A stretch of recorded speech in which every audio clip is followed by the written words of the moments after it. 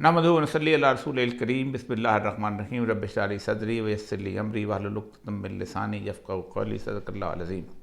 मुअज़्ज़ज़ातिन हज़रात, गुज़श्ता 2-3 दिनों के अंदर इतनी ज़बरदस्त किस्म की तब्दीलियाँ आई हैं कि वो हमारा जो हरफ़ राज़ का मुस्तकिल प्रोग्राम जो कि सोमवार, मंगल, बुध और जुमेरात को आप देखते थे, उसका अब वक्त नहीं था कि उसका इंतज़ार किया जाए, तो आपसे गुफ्तगू करने का शर्फ़ हासिल कर रहा हूँ। एक तो पाकिस्तान की इस्टेब्लिशमेंट में बहुत बड़ी तब्दीली आई है। तरह तरह की गुफ्तगू हो रही हैं। आसिम मुनीर साहब के आने के बारे में कहा जा रहा है, हाफ़िज़ कुरान हैं, नेक हैं। ज़ाहिर बात है, ये ख़ुसूसियात उनके अंदर मौजूद हैं और मैं ज़ाती तौर पर समझता हूँ कि वो एक नेक दिल आदमी हैं। पाकिस्तान की आर्मी के अंदर ये मिजाज हमेशा रहा है कि अगर आपके चीफ़ जो है वो जिस तरह का मिजाज रखता है, पूरी की पूरी आर्मी जो है उसके अंदर ढल जाती है। अगर ज़ियाउल हक़ जो है वो एक दीनदार मिजाज रखता है तो 1977 के अंदर शराब खाने जो हैं और बार रूम जो हैं वो बंद कर देते हैं और शराब की जगह टोस्ट जो होता था उसमें रूह अफ़ज़ा डाल दिया जाता है। नमाज की पाबंदी हो जाती है, तफासिर जो हैं वो यूनिटों में तकसीम होने लगती हैं। फिर जब परवेज़ मुशर्रफ आता है तो बिल्कुल उसके बिल्कुल मुख्तलिफ एक सेकुलर किस्म की फ़ौज सामने आ जाती है, जिसके अंदर ख़वातीन को भी भर्ती की इजाज़त दे दी जाती है और बहुत सारी चीज़ें जो हैं वो सामने आती हैं जो कि हमारी इस्लामी इक़्तिदार और रवायात से बिल्कुल मुख्तलिफ थी। आसिम मुनीर साहब के आने के बाद यकीनन एक ऐसी सूरत हाल ज़रूर आएगी कि जिसके अंदर इस फ़ौज के वो पुराना जो सूरत हाल थी जिहाद फ़ी सबिलिल्लाह की, शायद उसकी तरफ लौट आएँ। दूसरी बात यह है कि ये एक वक्त था, एक वक्फ़ा था। मतलब कल या परसों तक चेंज ऑफ द गार्ड मुकम्मल हो जाएगी, लेकिन ज़ाहिर बात है बाजवा साहब जो हैं अब उस वक़्त तक मौजूद नहीं हैं, इसलिए जो अगर हैं भी तो वो एक लेम डक की तरह होंगे। उनके अहकामात की उस तरह की अब कोई परवाह नहीं करता और जाने वालों के साथ ज़ाहिर बात है ऐसा ही हुआ करता है। उनकी इज़्ज़त व तकरीम तो रहती है, लेकिन लोग देखते हैं कि आइंदा आने वाला चीफ़ जो है वो किस किस्म की लाइन जो है वो हमें देता है। तो ये 4-5 दिन का जो वक्फ़ा था, इस वक्फ़े से इमरान खान साहब ने बहुत शानदार तरीके से फ़ायदा उठाया और मेरा ख़्याल है कि ये उनकी अब तक की 22-23 साल की सियासी ज़िंदगी की सबसे शानदार पॉलिटिकल मूव है। इमरान खान साहब ने एक बहुत बड़ा इज्तिमा जो है इस्लामाबाद में इकट्ठा किया और वो जो तमाम सूबों से लोग आए थे, उन लोगों को इकट्ठा करने के बाद उनको एक बड़ी लंबी चौड़ी तकरीर की और उस लंबी चौड़ी तकरीर की अपना वसफ़ बहुत सारी चीज़ें ऐसी हैं कि जो इमरान खान को यहाँ तक लेके आए। एक छोटा सा अगर हम जायज़ा ले लें तो आप हैरान होंगे कि इमरान खान ने गुज़श्ता 8 महीने के अंदर जो कुछ हासिल किया है वो पाकिस्तान के शायद ही किसी पॉलिटिकल लीडर ने हासिल किया हो। और इमरान खान 9 अप्रैल को जब यहाँ से निकाले गए वज़ीर-ए-आज़म हाउस से, तो 10 अप्रैल जो था शायद उनके लिए एक मोजज़े का दिन था कि जिस दिन पाकिस्तान की हर गली, सड़क और मोहल्ले से लोग जो हैं वो वालिहाना तौर पर और वारुफ्तगी के साथ बाहर निकले और उन्होंने इमरान खान का साथ दिया। ये इमरान खान के साथ शायद उनकी इतनी मोहब्बत ना हो, लेकिन अमेरिका के साथ उनकी मुखालफत और इख्तलाफ एक बुनियादी अमर था, क्योंकि गुज़श्ता 20 साल से वो अमेरिका को देखते चले आए थे और देख रहे थे कि अमेरिका के सामने खड़े होने वाले बहुत कम लोग हैं। मतलब हालत ये है कि मुशर्रफ के दौर में जब अमेरिका मुकम्मल तौर पे यहाँ पंजे गाड़े हुआ था, तो उस वक़्त मुशर्रफ के साथ MMA की हुकूमत थी और वो जो खैबर पख्तूनख्वा, उस वक़्त तो खैबर पख्तूनख्वा नहीं था, उस तो सूबा सरहद था, तो 5 साल उनकी हुकूमत रही। उसी दौरान सब काम हुए जो कि हो सकते थे। यहाँ से ड्रोन्स भी उड़े और यहाँ से 3 एयरपोर्टों के ऊपर से अपना जहाज़ भी उड़े, 57,000 दफ़ा अफ़गानिस्तान पे गिरे। फिर उसके साथ पीपल पार्टी, नून लीग, ये सारे वो लोग थे जो कि मुशर्रफ के साथ हैंड इन ग्लव्स रहे।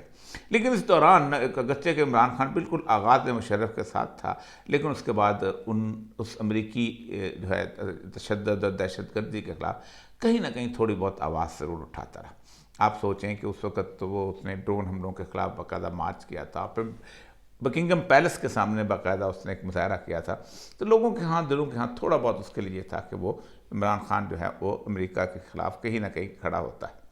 फिर उसकी 4 साल टेन्योर के अंदर बेशक मईशत ठीक रही हो न रही हो, लेकिन उसके कुछ इक़दामात ऐसे थे जो कि वाकई ऐसे थे कि जो एंटी वेस्ट थे।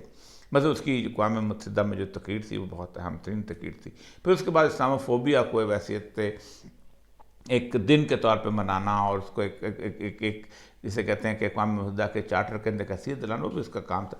تھوڑی بہت چیزیں ہوتی ہیں جو لوگوں کو یاد رہتی ہیں. تو لیکن 9 اپریل کے بعد جب وہ سمبل بن کے ابھرا تو اس کے بعد اس کے قد و کاٹھ میں، اس کی عوام کے اندر پذیرائی میں دن بدن اضافہ ہوتا چلا گیا. پھر اس کے بعد حالات، واقعات، تشدد، جو کچھ بھی تھا، وہ جو ڈاکٹرن جسے ہم باجوہ ڈاکٹرن کہتے ہیں وہ چل رہی تھی.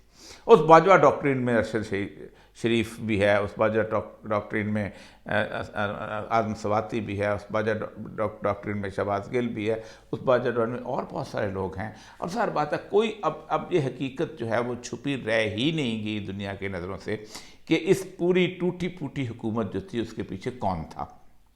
اس لیے کہ بلوچستان کے کسی بچے سے بھی اگر پوچھیں کہ یہ باپ نے شہباز شریف کو ووٹ کیوں دیا تھا تو وہ کہیں گے کہ جس کے کہنے کے دیا تھا ہمیں جانتے ہیں. ایم کیو ایم کے بارے میں کراچی کے بازار میں کسی ایک پان والے سے بھی اگر آپ پوچھیں کہ ایم کیو ایم نے پی ٹی آئی کو چھوڑ کے شہباز شریف کے ساتھ جب پی ڈی ایم کے ساتھ کیوں چلے گئی تھی تو بڑے آرام سے کہتے ہیں کہ ان کی ڈوریں جن کے ہاتھ میں انہوں نے کہا تھا. اس لیے یہ تو کوئی ماننے کو تیار نہیں، بے شک آپ لاکھ دفعہ قسم کھائیں کہ آپ پولیٹیکل ہو گئے ہیں، ہم فروری سے ہم نے قسم کھا لی ہے، جو کچھ بھی ہے ایک پبلک تاثر ہے جس کو آپ ابھی تک ختم نہیں کر سکے، اور یہ پتہ نہیں کب ختم ہوتا ہے اور ختم ہوتا بھی ہے کہ نہیں. لیکن اس دوران ہوا یہ کہ 27 جولائی کو عمران خان نے جس وقت ان سیٹوں کے اوپر جو کہ 17 سیٹیں تھیں ان کے اوپر الیکشن لڑا تو یہ وہ سیٹیں تھیں کہ جو وہ بنیادی طور پر اسٹیبلشمنٹ کی سیٹیں ہوا کرتی تھیں. یہاں سے آزاد لوگ جیتے تھے اور یہ آزاد لوگ جو تھے ان کو بعد میں people party P T I میں شامل کرایا گیا تھا. یہ وہ لوگ تھے جو کبھی پی ٹی آئی میں پی اے پی میں تحفے میں دے دی جاتے تھے اور کبھی نون لیگ کو تحفے میں دے دی جاتے تھے تاکہ ان کی حکومت بنے. لیکن 17 سیٹوں پہ اسٹیبلشمنٹ بہت بری طرح ہاری. یہ شکست اسٹیبلشمنٹ کی بہت بڑی شکست تھی. یعنی پنجاب میں حمزہ شہباز شریف کی گورنمنٹ تھی، کوئی انٹرم گورنمنٹ نہیں تھی. چیف الیکشن کمشنر وہاں پر موجود تھا، وہ اس کے بارے میں ریزرویشن تھی لوگوں کی. اسٹیبلشمنٹ خلاف تھے مکمل طور پہ، فیڈرل گورنمنٹ خلاف تھی. اس کے باوجود بدترین قسم کی شکست جو ہے وہ ہوئی ہے، جس کے بعد خاص طور پہ 10 دفعہ سوچنے پڑ گیا تھا کہ ہم کہاں آ کے پھنس گئے.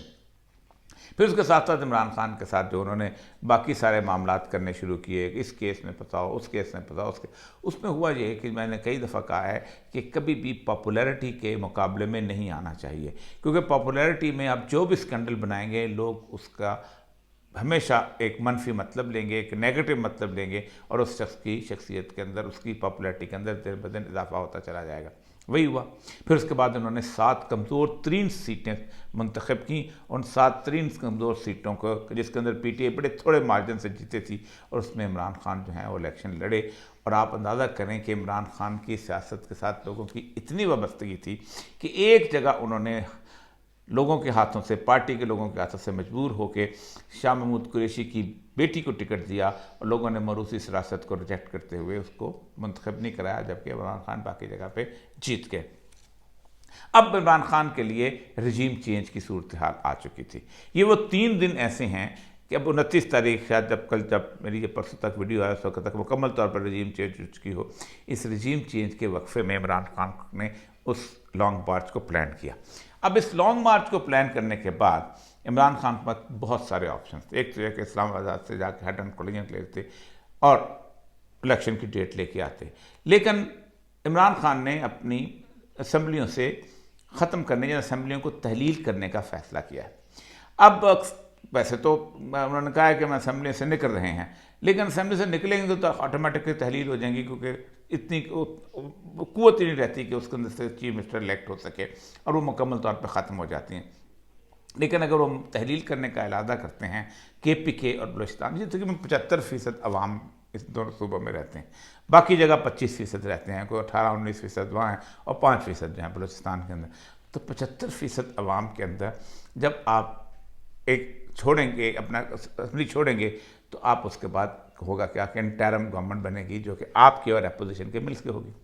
پھر آپ 5 سال کے لیے اسمبلی منتخب ہوگی. انٹرم پیریڈ کے لیے نہیں ہوگی، کیونکہ آپ اسمبلی ڈیزالو کر رہے ہیں، وقت سے پہلے ڈیزالو کر رہے ہیں، آپ مکمل طور پہ اس کے جنرل الیکشنز ہوں گے، تو وہ 5 سال کے لیے اگر عمران خان اگر پنجاب اسمبلی میں آ جاتے ہیں تو پنجاب اسمبلی میں عمران خان صاحب جو ہیں وہ نظر آتا ہے کہ پی کے میں 2/3 میجورٹی سے بھی زیادہ لے کے آئیں گے، اور وہ اس وقت جو ان کی ویک گورنمنٹ ہے وہ مکمل طور پہ ختم ہو جائے گی۔ اس صورتحال کے اندر آپ دیکھیں کہ اب الیکشنز اگر آج فوراً طور پہ اناؤنس ہو جاتے ہیں اسی ہفتے کے اندر، تو عمران خان اور اس کی ساری پارٹی تو باہر ہوگی حکومت سے، وہ تو کمپین نہیں کر سکیں گے، تو کیا شہباز شریف جو ہے وزارت عظمیٰ چھوڑ کے کمپین کر سکیں؟ نہیں کر سکیں گے۔